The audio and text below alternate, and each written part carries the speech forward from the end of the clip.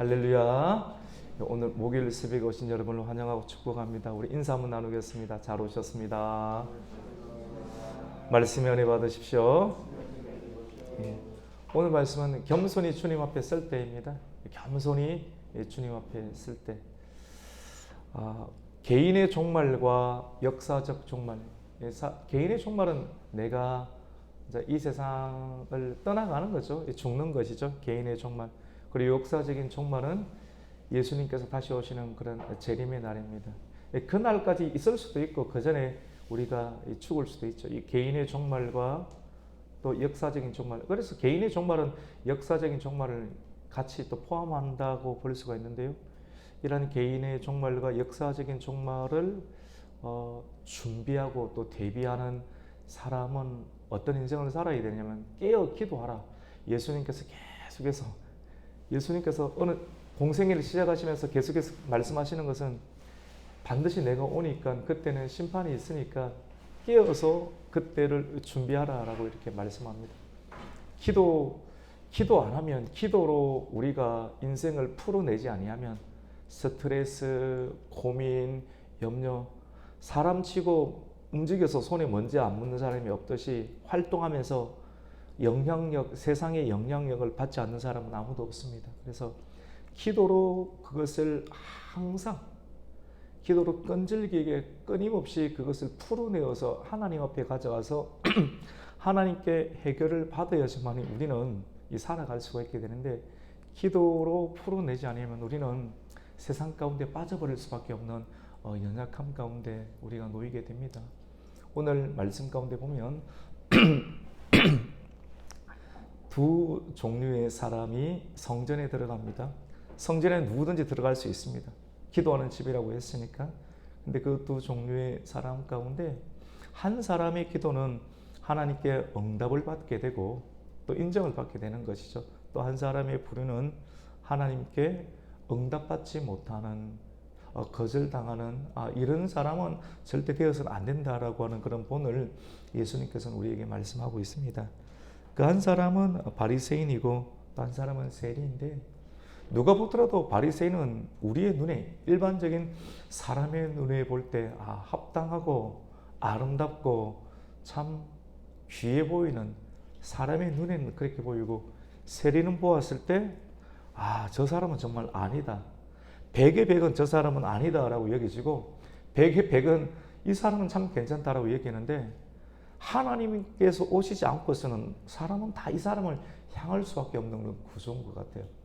그래서 이 길을 내어주신 분이 예수님이시고, 우리가 그 예수님만을 따라갈 때 우리가 영원한 그런 길을 우리가 찾게 될 수가 있습니다. 바리새인은 어떤 기도를 했는가 하면 자기가 의롭다고 생각합니다. 그 의는 예수님이 아니죠. 행위입니다. 내가 하루를 이렇게 살았다라고 합니다.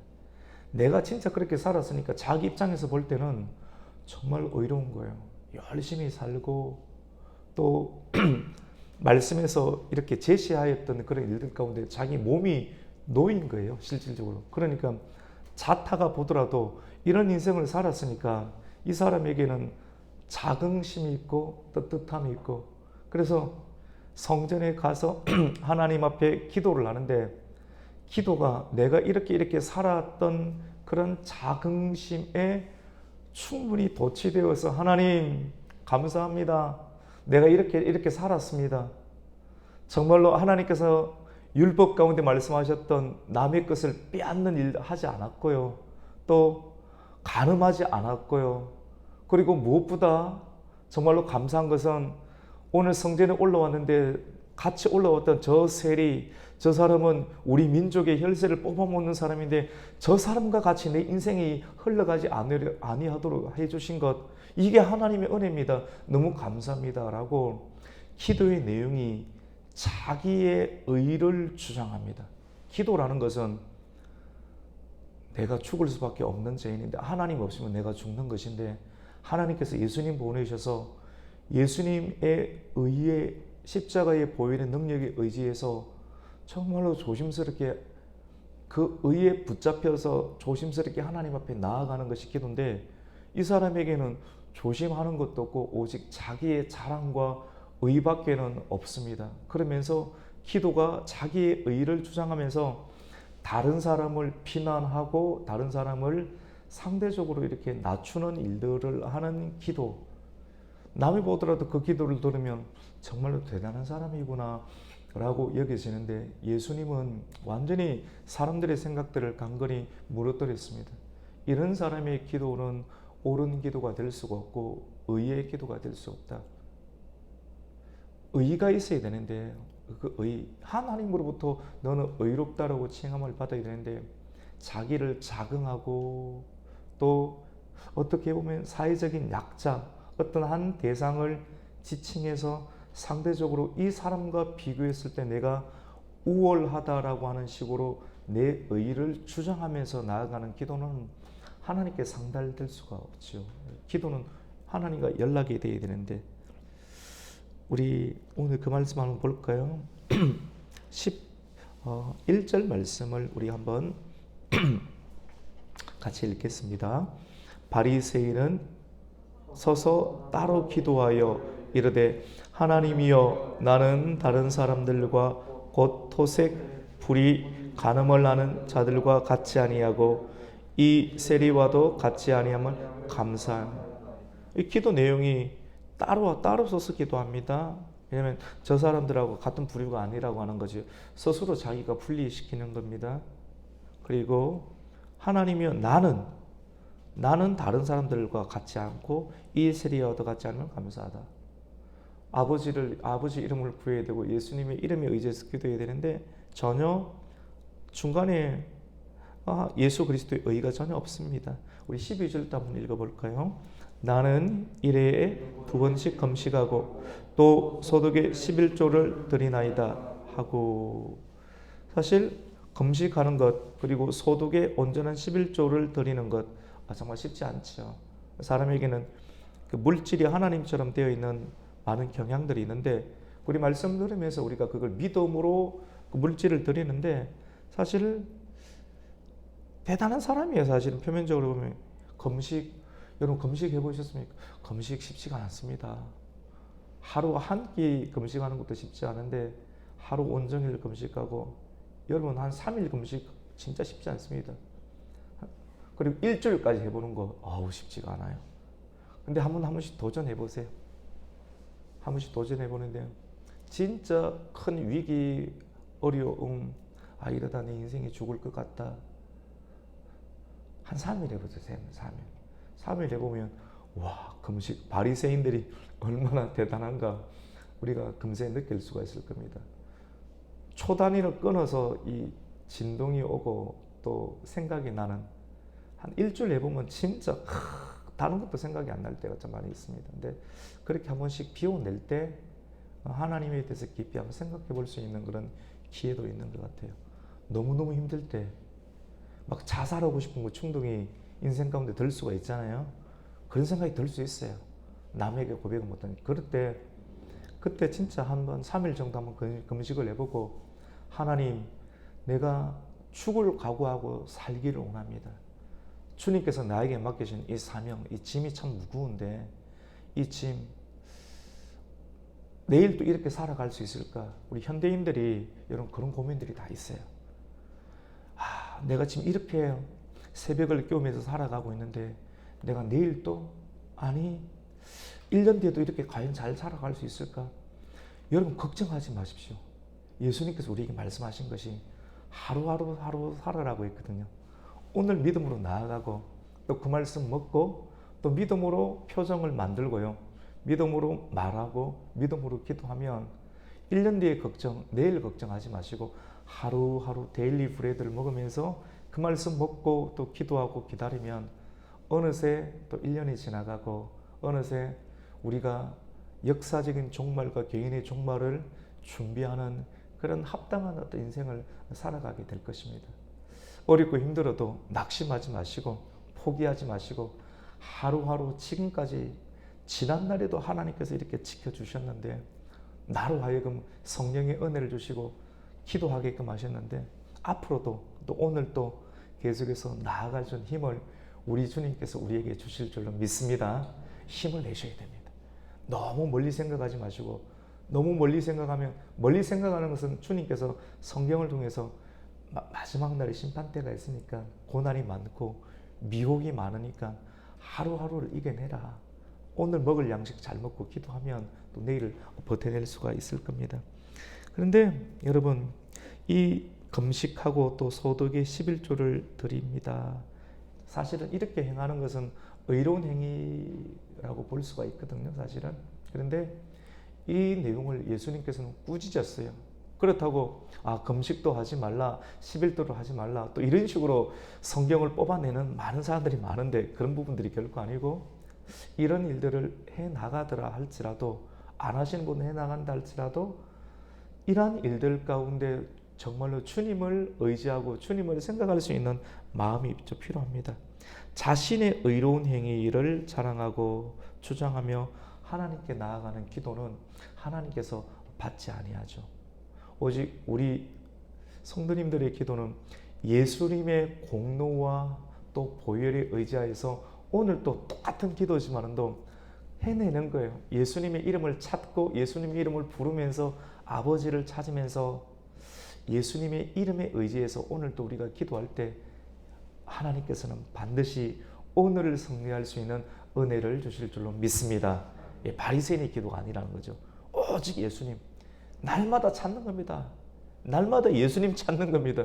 날마다 예수님 찾고 그것이 지겨우면 문제가 있는 것이죠. 아버지 이름을 찾는 것이죠. 바리새인 기도는 여러분 좀 어떠세요? 보니까 매우 독선적이죠.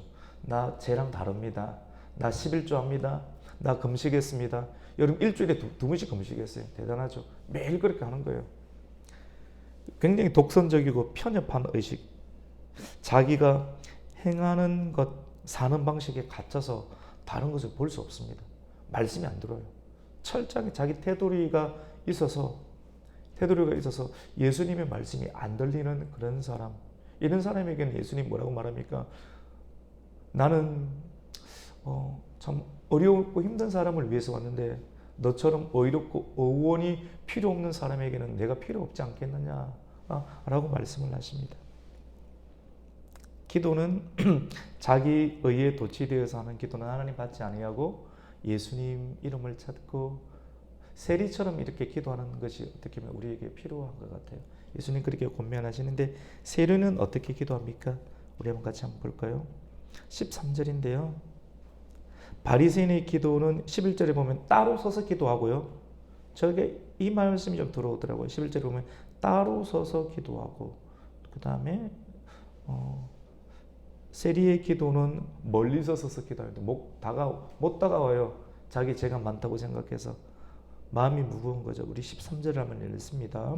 세리는 멀리 서서 감히 눈을 들어 하늘을 쳐다보지도 못하고 다만 가슴을 치며 이르되 하나님이여 불쌍히 여기소서 나는 죄인이로소이다 하였느니라. 아멘.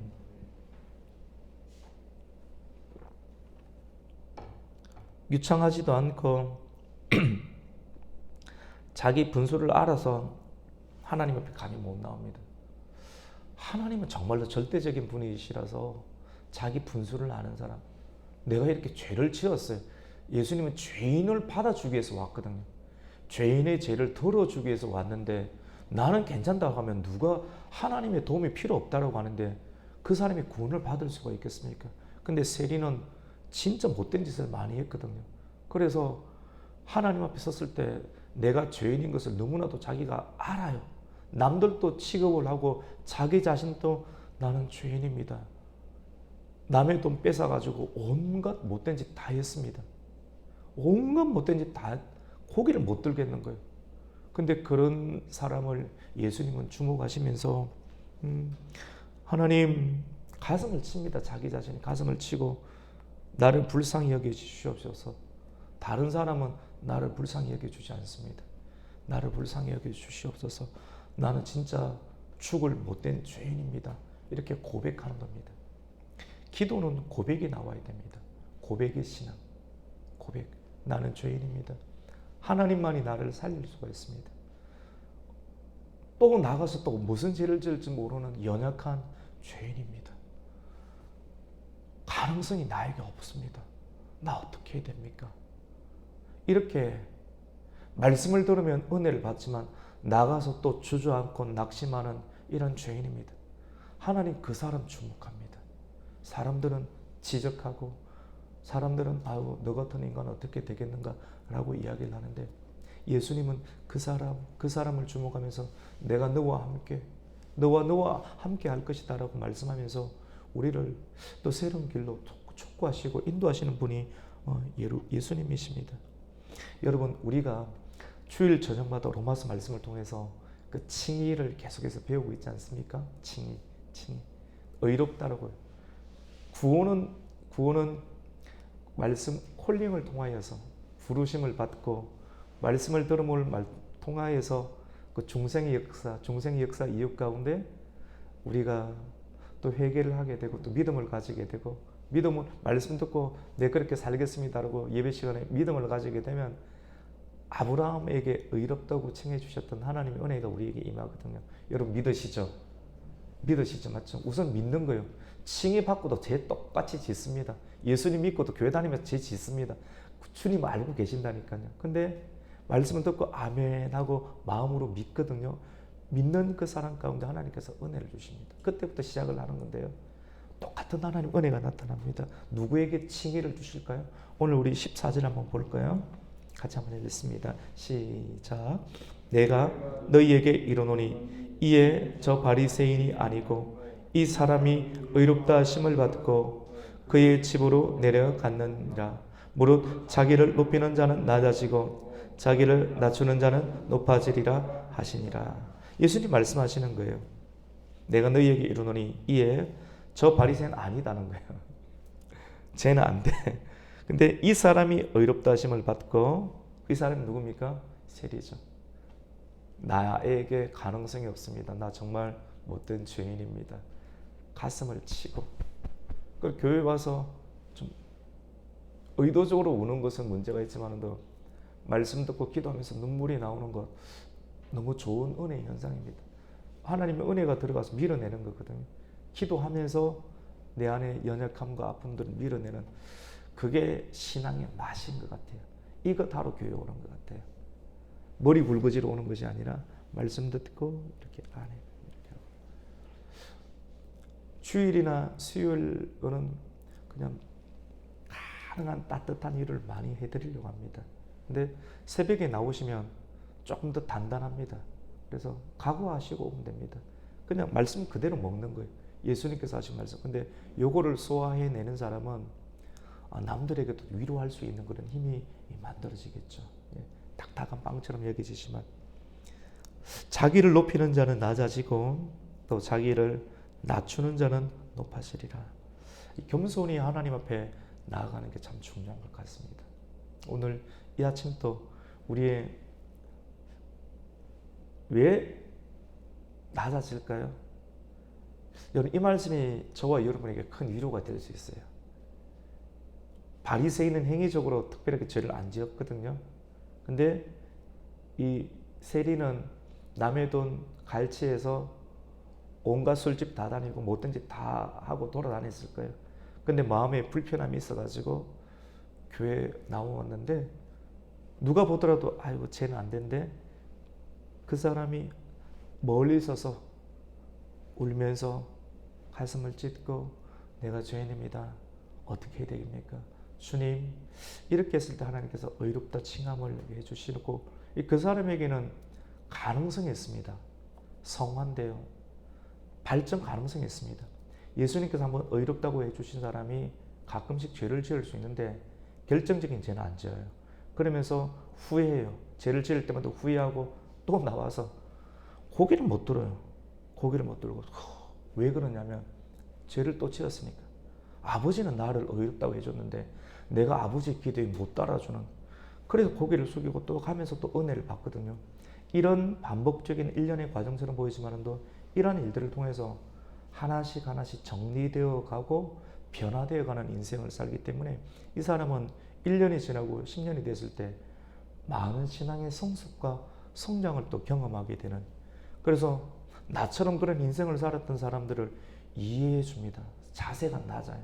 그런데 이 바리새인은 절대 변화가 없습니다. 오면 정죄하고 비난하고 비판하고 너는 나와 종이 다르다라고 이야기하는 그런 사람들은 너무 예수님께서는 싫어하시죠. 우리는 이런 유의 경향성을 피해야 되는 어떤 모습들이 있습니다. 겸손이 낮아지는 이유는 왜 그런가? 참 이게 미스터리인데, 은혜이기도 미스터리인데요. 같이 해봅시다. 우리에게 죄가 있기에 깨닫는 거거든요. 말씀에 부딪혀서 내가 죄를 지었다는 걸 알기 때문에 고개를 숙이는 거예요. 그럼 낮아지는 거예요. 근데 이 상태가 좋다라고 하는 겁니다. 내 심령으로서는 좀 자존감이 낮아지는 것처럼 보이기도 하고 덜 특별하게 이야기할 것도 없고, 왜냐? 말씀대로 못 살아가니까. 근데 그게 은혜라는 거예요. 말씀이 부딪혀 있잖아요. 그 상태가 가능성이 있다라고 하는 겁니다. 오늘 말씀에 자기를 높이는 자는 낮아지고 자기를 낮추는 자는 높아진다. 교회 안에 들어오는 사람들 보면 짓눌리고 속상한 사람들이 보이지 않습니까? 사실은 이렇게 보일 때 너무 막 이렇게 자기가 나는 떳떳하다 이러면 그 사람도 더 짓눌리게 되겠죠. 근데 같이 낮추고 목소리도 낮추고 부드럽게 이렇게 가면 그 사람들이 같이 갈 수 있는 어떤 상황들이 마련되겠죠. 비밀인 것 같아요. 죄가 더한 곳에 하나님 은혜가 더하다 라는 말씀이 은혜가 있는 것처럼. 또 한 가지 내용은요, 오늘 말씀 가운데 보면 그래서 여러분 이 열심, 사랑에 빠진 열심이 사람을 망칠 수가 있습니다. 굉장히 열심이 있는데 그 열심 안에 사랑이 없거든요. 사랑은 공감할 수 있는 것. 저 사람이 약하면 나도 약해지는 거예요. 약해져서 자세를 낮추면 그 사람이 비굴함을 덜 느낄 거 아니에요. 자기는 엄청 업되어 있는데 상대편에 그거 되어 있으면 상대적인 어떤 비하감을 더 느끼게 되는데, 괜찮은 사람은 낮추는 거예요. 목소리 톤도 낮추고 맞춰서 이렇게 가면 세상은 안 그렇거든. 그냥 밀어붙이니까 불편한 어떤 상황인데 더 짓눌리니까. 지혜로움은 여기서 나타나는 것 같아요. 지혜로움. 그래서 하나님을 알아갈수록 내가 더 죄를 더 알아가면서 맞추어 나아가는 하나님의 의도도 알고 사람을 품을 수도 있는 어떤 그런 마음들이 낮추는 겸손함이라고 볼 수가 있습니다. 여러분 그 겸손한 사람 우리 같이 해봅시다. 겸손한 사람. 둘 다 똑같은 말인데요. 똑같은 말인데 사람을 휴먼이라고 하지 않습니까? 휴먼. 또 겸손하고 온유. 겸손이라는 말이 우리 내용을 이렇게 보면 험벌이란 말 쓰지 않습니까? 험벌. 또는 근데 이런 겸손과 온유를 뜻하는 그런 내용을 라틴어에서 보면 휴머스라는 말을 쓰거든요. 우리 같이 한번 해볼까요? 휴머스. 잊어버려도 돼. 한번 해보는 겁니다. 그냥. 근데 왜 굳이 같이 해보라고 하면 기억 안 해도 괜찮아요. 근데 기억해야 될 건 뭐냐면 인간, 겸손, 휴머스, 온유 다 똑같은 거예요. 예수님께서도 온유한 자가 뭘 기업으로 받습니까? 땅을 기업으로 받는다고 했죠. 다 똑같은 거예요. 그 휴머스가 어디서 나오는가 하면 부엽토 있죠. 부엽토. 나무, 낙엽 이런 게 떨어지면 나중에 흙이 되잖아요. 썩어서 하늘의 미나리 땅에 떨어져 썩어라. 계속 다 똑같은 말이에요. 그것이 썩어서 흙이 되는 건데 이걸 두고 라틴어로 휴머스라고 해요. 이 흙처럼. 그 다음에 이것이 험벌하다, 겸손하다, 온유하다. 이게 흙이라는 거거든요. 하나님께서 우리를 어떻게 만들어졌습니까? 흙으로 만들어졌는데 누구의 손에 의해서요? 하나님의 손에 의해서. 하나님의 손에 의해서 부드럽게 썩은 사람, 푹 썩어서 고운 가루처럼 돼서 하나님께서 이렇게 충분히 만질 수 있는 사람. 여러분 뻣뻣한 사람 안 만져져요. 근육이 뭉치면 되게 뻣뻣하거든요. 안 만져지고 만지면 손이 튕겨버리는데 뻣뻣하게, 왜? 죄를 지었으니까 부드럽죠, 맞죠? 내가 죄를 각인하게 되면, 그래서 하나님 만들 수 있는 이런 사람이 인간이 될 수가 있고, 이런 사람이 겸손할 수 있고, 이런 사람이 온유할 수가 있는 어떤 상태가 되는 것 같아요. 죄라는 개념, 그 죄를 지으라는 개념이 아닙니다, 맞죠? 내가 죄를 각인할 수 있고 의식할 수 있는 그런 상태. 그때면 예수님 필요하겠죠. 예수님의 손에 의해서 다시 재창조될 수 있는 사람, 주님의 손에 들어가는, 토기장의 손에 들어가는 그런 흙이 되는 사람이 겸손으로 빚어질 수 있고 온유한 심령이 되어서 수많은 땅을 기업으로 받을 수 있는 그런 사람이 될 수 있는 것 같아요. 욕심을 뛰어넘는 하나님의 긍휼이 이런 상태가 될 수가 있게 되는 것입니다. 마지막으로 15절부터 17절까지 내용은 천국은 어린아이 같은 것인데요. 사람들이 자기 아이들이, 예수님이 말씀이 참 은혜가 있으니까 그때 그 당시 랍비들에게, 좋은 학자들에게 내 아이들 데리고 와서 기도를 받게 하는 것처럼 예수님께 가서 기도를 받게끔 하는 그런 어른들이 좀 생겨났습니다. 예수님께 기도받은 은혜가 있으니까. 근데 제자들이 이걸 보고 꾸짖습니다. 꾸짖습니다. 근데 예수님께서는 아이들이 내게 오는 것을 꾸짖지 말라고 합니다. 우리 그 말씀을 한번 볼까요? 16절 말씀 같이 읽습니다. 16절과 17절입니다. 예수께서 그 어린아이들을 불러 가까이 하시고 이르시되 어린아이들이 내게 오는 것을 용납하고 금하지 말라. 하나님의 나라가 이런 자의 것이니라.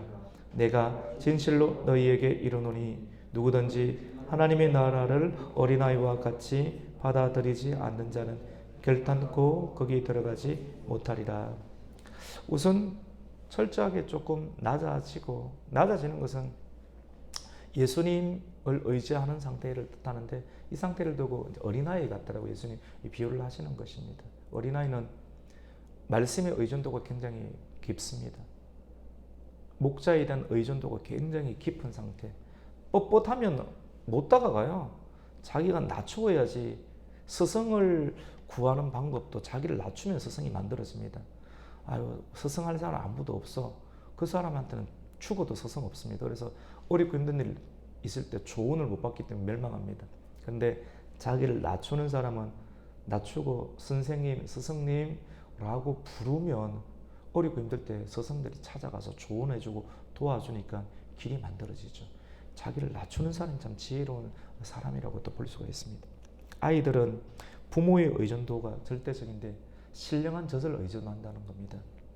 시편 119편 131절인데 참 의미가 있습니다. 제가 읽어드릴게요. 내가 주의 계명을 사모함으로 입을 열고 헐떡였나이다.